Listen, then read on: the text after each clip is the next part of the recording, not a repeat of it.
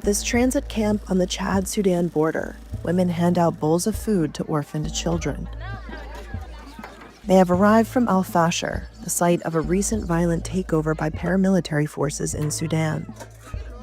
Najwa Isa Adam is one of the volunteers, a recent refugee herself. والله عايشين بفعاليات خيرية من شباب تيناس وكان شباب السودان. Adam buys and prepares food for newly arriving refugee families, using money donated by other refugees living in Tine. شباب معي هنا وبيشاركوا معنا وكده فبيساعدوا الناس يعني احنا زي 6-7 نفر كده فقاعدين نساعدوا اخواننا هنا يعني.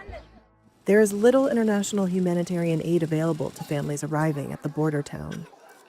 Of the handful of NGOs working in Tine, none provide durable shelter, not even tents, only plastic tarps. Doctors Without Borders, or MSF, runs a clinic in the camp. It says about 1 in 4 children are malnourished, and that the situation is getting worse with families fleeing Al-Fashir.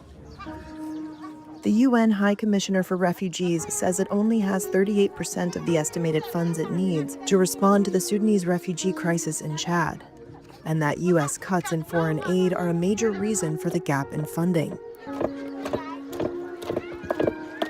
UN agencies have chosen to focus the limited aid on camps farther inland, which are safer places for refugees to shelter.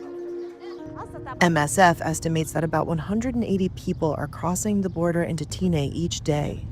Ibrahim Mohammed Ishaq arrived at the camp with his wife and their 3- and 5-year-old daughters. They had been living in the Abu Shuk camp on the north side of Al-Fashir. المشاكل كان في الفاشر كان كثير ويعني شيء محسب لأن يومي في دانات وفي كتيل وفي شرد وجو برضو كان يعني كثير ناس باكلوا ومباز وكده وخايتوا الحمد لله يعني حولنا كده ربنا سلمنا خرجنا بسلامة. Al-Fashir fell to the Rapid Support Forces paramilitary in October after 18 months of violence. It marked a turning point in the 2.5-year war between the militia and the Sudanese army. Ishaq and his family fled by donkey the day before the RSF swept in.